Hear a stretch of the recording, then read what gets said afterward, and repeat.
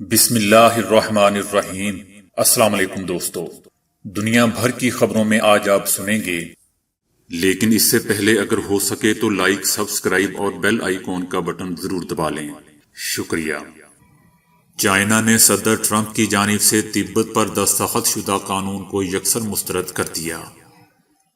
عراق اس وقت دوراہے پر کھڑا ہے، وزیر اعظم مصطفیٰ الکاظمی۔ سوئٹزرلینڈ میں سینکڑوں برطانوی سیاح قرنطینہ سے غائب۔ روس کے متعلق ایک سازشی نظریہ۔ عقل مند لوگوں کے زیادہ دوست نہیں ہوتے، سائنس کا انکشاف۔ پاکستان اور انڈیا میں بھی نئی قسم کے کورونا کی تصدیق۔ دنیا کی سب سے لچکدار لڑکی، اسے پلاسٹک کی لڑکی کا خطاب دے دیا گیا۔ پیپلز پارٹی اراکین نے استعفوں کو نواز شریف کی وطن واپسی سے مشروط کر دیا۔ ہاتھوں کی لکیروں سے محروم خاندان۔ جمعیت علماء اسلام فضل الرحمان سے اب جمعیت علماء اسلام پاکستان۔ چکنائی اور کیلوریز کم کرنے والی پلیٹ۔ اب موبائل فون کی روشنی کو لیمپ بنائیں۔ اگر آپ یہ پڑھ رہے ہیں تو اس کا مطلب ہے کہ میں اس دنیا سے جا چکی ہوں۔ تو آئیے چلتے ہیں اب خبروں کی تفصیل کی جانب۔ چائنا نے امریکی صدر ٹرمپ کی جانب سے تبت پر دستخط شدہ قانون کو یکسر مسترد کر دیا ہے اور ہانگ کانگ سے متعلق معاملات میں مداخلت سے باز رہنے پر زور دیا ہے۔ اس قانون میں کہا گیا ہے کہ لاہاسا میں امریکی قونصل خانہ قائم کیا جائے گا اور تبت کے شہریوں کو دلائی لاما کا جانشین منتخب کرنے کا مکمل حق دیا جائے گا، جبکہ چائنا کا کہنا ہے کہ امریکہ کا بیان حقائق کے منافی ہے۔ چائنا اس بیان سے مکمل اختلافات رکھتا ہے اور امریکہ پر زور دیتا ہے کہ چائنا کے اندرونی معاملات میں مداخلت سے باز رہے۔ عراق کے وزیر اعظم مصطفیٰ الکاظمی نے کہا ہے کہ عراق اس وقت دوراہے پر کھڑا ہے۔ وزیر اعظم نے اپنے وزراء سے ملاقات کے دوران کہا ہے کہ ان کی حکومت کا مرکزی کردار جلد انتخابات کروانا ہے۔ انہوں نے کہا کہ ملک میں منصفانہ انتخابات کروا کر لوگوں کا ریاست، سیاسی نظام اور جمہوری طریقہ کار پر اعتماد بحال کرنے کا موقع ہے، جس سے ملک میں استحکام آئے گا۔ سینکڑوں برطانوی سیاح جنہیں کورونا کی تبدیل شدہ شکل کے پھیلاؤ کو روکنے کے لیے سوئٹزرلینڈ میں اسکیننگ کے لیے ایک معروف سیاحتی مقام پر ہی قرنطینہ کے طور پر رکنے کا حکم دیا تھا، وہ وہاں سے غائب ہو گئے ہیں۔ ان میں سے کچھ سیاح ہمسایہ ملک فرانس میں پہنچ گئے ہیں۔ ان ہوٹلوں کی انتظامیہ کو جہاں یہ سیاح رہائش پذیر تھے، اس وقت شبہ ہوا جب انہیں قرنطینہ والے کمروں سے بار بار رابطہ کرنے کے باوجود بھی کوئی جواب نہیں ملا، اور ان کے کمروں کے سامنے رکھی گئی خوراک کو کسی نے چھوا تک نہیں تھا۔ کورونا کے متعلق ایک سازشی نظریہ پایا جا رہا ہے کہ اسے لیبارٹری میں تیار کر کے دنیا میں پھیلایا گیا ہے۔ اب روسی سائنسدانوں کے متعلق بھی ایسا ہی ہوشربا دعویٰ منظر عام پر آ گیا ہے۔ برطانوی خفیہ ایجنسی کی طرف سے روسی سائنسدانوں پر الزام عائد کیا گیا ہے کہ وہ جان لیوا ابولا اور ماربرگ کے ذریعے ایسا حیاتیاتی ہتھیار بنا رہے ہیں جو روئے زمین پر قیامت برپا کر سکتا ہے۔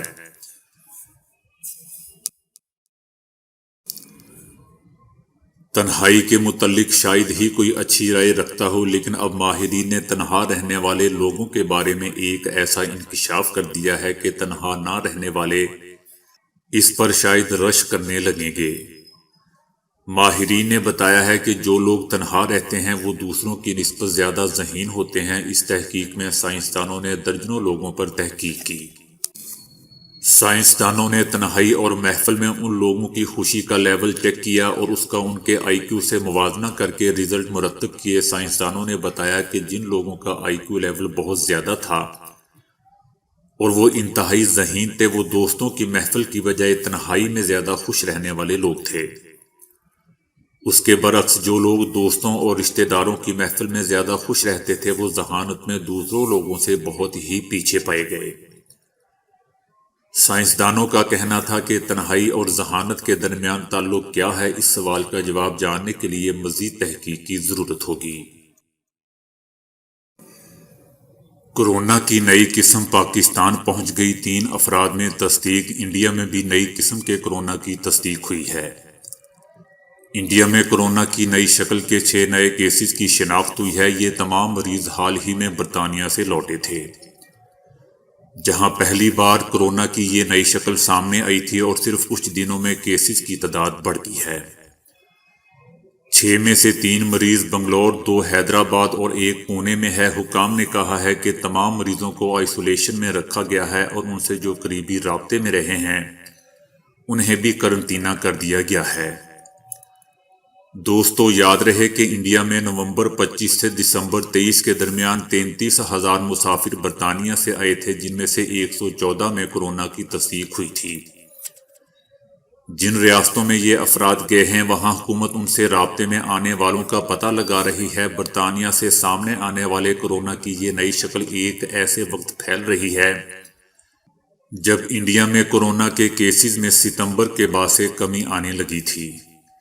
انڈیا کی 4 ریاستوں میں ویکسینیشن کے ٹرائل کا آغاز کر دیا گیا ہے۔ یہ ایک ڈمی ویکسین ہے۔ جس شخص کو ویکسین لگے گی اسے کچھ معلومات دی جائیں گی تاکہ وہ کسی بھی سائیڈ ایفیکٹ کی صورت میں ہمیں بتا سکے۔ جمناسٹک کے ماہرین کے کرتب انسان کو دنگ کر دیتے ہیں، لیکن امریکہ کی ایک 12 سالہ جمناسٹک کی ماہر لڑکی کے جسم کی لچک دیکھ کر دنیا حیرت میں پڑ گئی اور اسے پلاسٹک کی لڑکی کا خطاب دے ڈالا۔ امریکہ کی رہائشی اس لڑکی کا نام لبرٹی بیروز ہے، جو اپنے جسم کو ہر سمت میں کچھ اس قدر موڑ لیتی ہے کہ ایسا لگتا ہے کہ جیسے اس کے پورے جسم میں کوئی ہڈی ہی نہیں ہے اور وہ پلاسٹک کی بنی ہوئی ہے۔ ایک دن اسے احساس ہوا کہ وہ کس قدر آسانی سے پیچھے کی جانب اپنے جسم کو موڑ سکتی ہے۔ اس نے اپنے جسم کی یہ لچک اپنے ماں باپ کو دکھائی تو وہ بھی حیران رہ گئے۔ یہیں سے لبرٹی نے نئے جذبے کے ساتھ جمناسٹک کی تربیت شروع کی، اور آج وہ اس فن میں اس قدر طاق ہو چکی ہے کہ وہ کئی ممالک میں اپنے اس فن کا مظاہرہ کر چکی ہے۔ پیپلز پارٹی کے بعض رہنماؤں نے اسمبلیوں سے استعفے کی مخالفت کر دی ہے۔ ارکان نے رائے دی ہے کہ پارلیمنٹ کے فورم کو چھوڑنا سیاسی طور پر بہتر اقدام نہیں ہوگا۔ پیپلز پارٹی کے قانونی ماہرین نے اظہار خیال کیا کہ استعفے سینٹ الیکشن کی راہ میں رکاوٹ پیدا نہیں کر سکتے۔ اگر ہم نے استعفے دے دیے تو اس کے بعد آگے کا لاہ عمل بالکل واضح نہیں ہے۔ اراکین نے مولانا فضل الرحمان کی بے نظیر بھٹو کی برسی میں غیر موجودگی پر دکھ کا اظہار کرتے ہوئے کہا کہ مقامی سیاست کے پیچھے مولانا فضل الرحمان نے بے نظیر بھٹو کی برسی چھوڑ دی، اور وہ چاہتے ہیں کہ ان کے کہنے پر ہم اسمبلیاں چھوڑ دیں۔ پی پی ارکان نے کہا کہ جمہوری قوتوں کو جھانسے میں نہیں آنا چاہیے۔ پاکستان پیپلز پارٹی کسی کی ڈکٹیشن پر نہیں چل سکتی، اور یہ پارٹی واحد جماعت ہے جو مزاحمتی سیاست کے لیے تیار ہے۔ ہم لانگ مارچ کے لیے تیار ہیں۔ میاں نواز شریف کو وطن واپس آ کر لانگ مارچ کا حصہ بننا چاہیے۔ میاں نواز شریف کی وطن واپسی پر استعفوں پر بات ہو سکتی ہے۔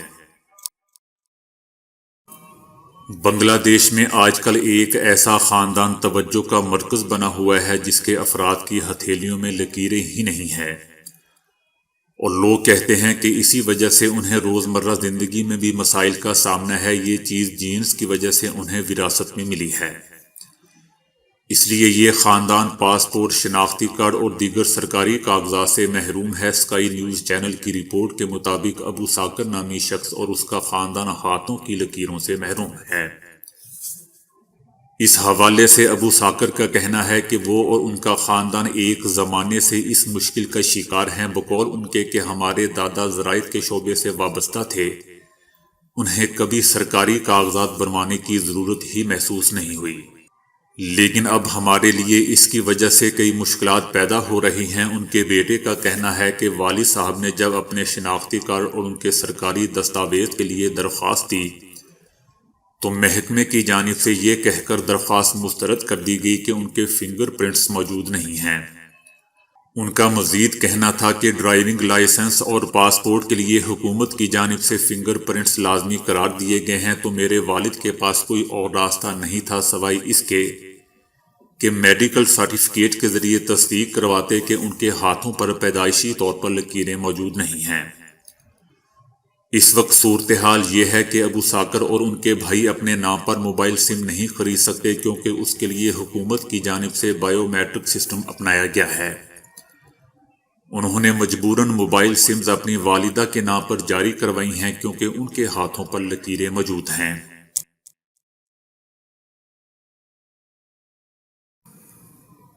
مولانا محمد خان شیرانی نے مولانا فضل الرحمان سے اعلان لا تعلقی کرتے ہوئے جمعیت علماء پاکستان بحال کرنے کا اعلان کر دیا۔ جمعیت علماء اسلام کے ناراض رہنماؤں کا اسلام آباد میں اجلاس ہوا جس میں مولانا شجاع ملک سمیت دیگر رہنماؤں نے شرکت کی جبکہ حافظ حسین احمد ویڈیو لنک پر شریک ہوئے۔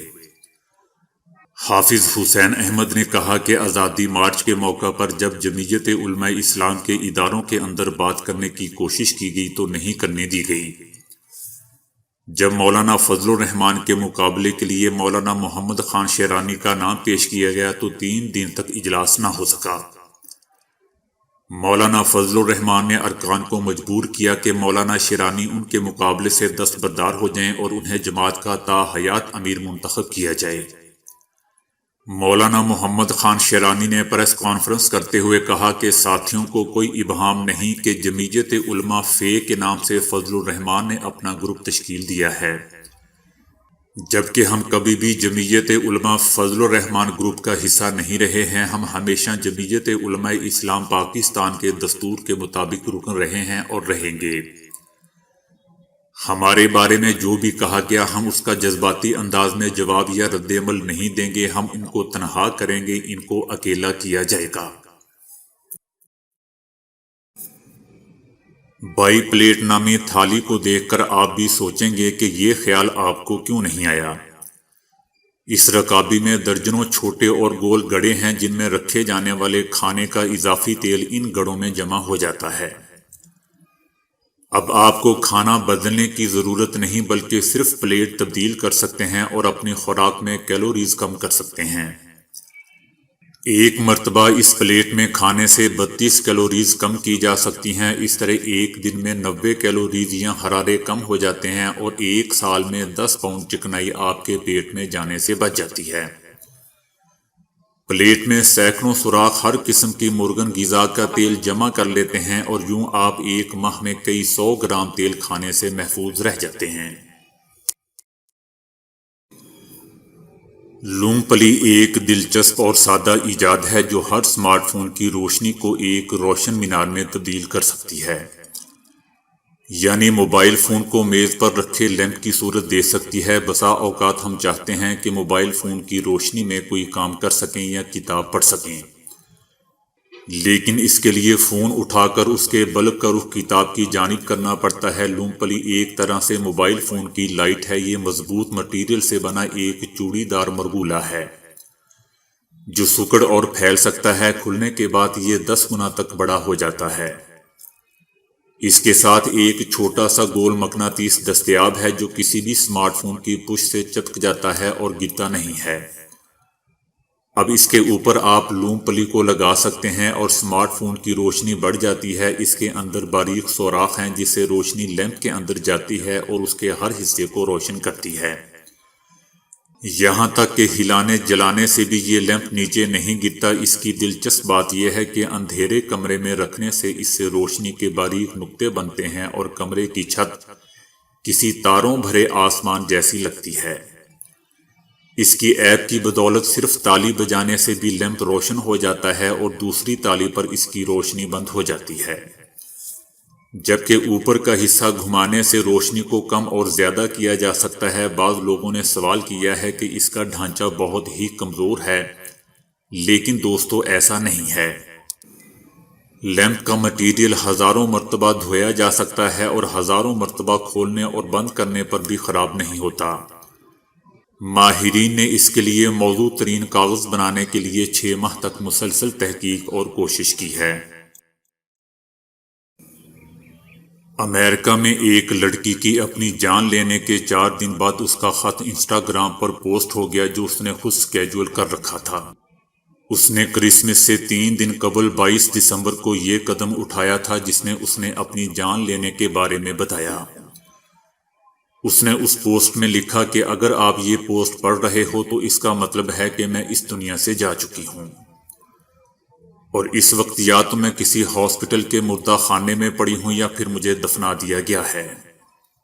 میں مرنے کی وجوہات میں نہیں جانا چاہتی اور نہ ہی اس کے بارے میں بتانا چاہتی ہوں۔ دوستو، یہ پوسٹ یا خط اس لڑکی نے اپنے والدین کو لکھا تھا کہ اس پوسٹ کے ذریعے میں دنیا میں اپنا ایک آخری نشان چھوڑنا چاہتی ہوں۔ آپ سب لوگوں کی وجہ سے میں نے زندگی میں بہت خوشیاں دیکھیں، آپ مجھے اس انتہائی قدم اٹھانے سے نہیں روک سکے۔ اس کا غم مت کرنا، آپ لوگوں نے میرے لیے بہت کچھ کیا جس کے لیے میں آپ کی شکر گزار ہوں۔ آپ لوگوں کو یہ جان کر کچھ اطمینان ہوگا کہ اب میں اس تکلیف سے نجات پا چکی ہوں جو کئی سالوں سے میں برداشت کرتی آ رہی تھی۔ آخر میں دوستو، اس لڑکی نے اپنے ماں باپ کے لیے لکھا تھا کہ میں آپ سے بہت محبت کرتی ہوں۔ تو دوستو، آج کے لیے اتنا ہی۔ ویڈیو کو لائک اور شیئر کرنے کا بہت بہت شکریہ۔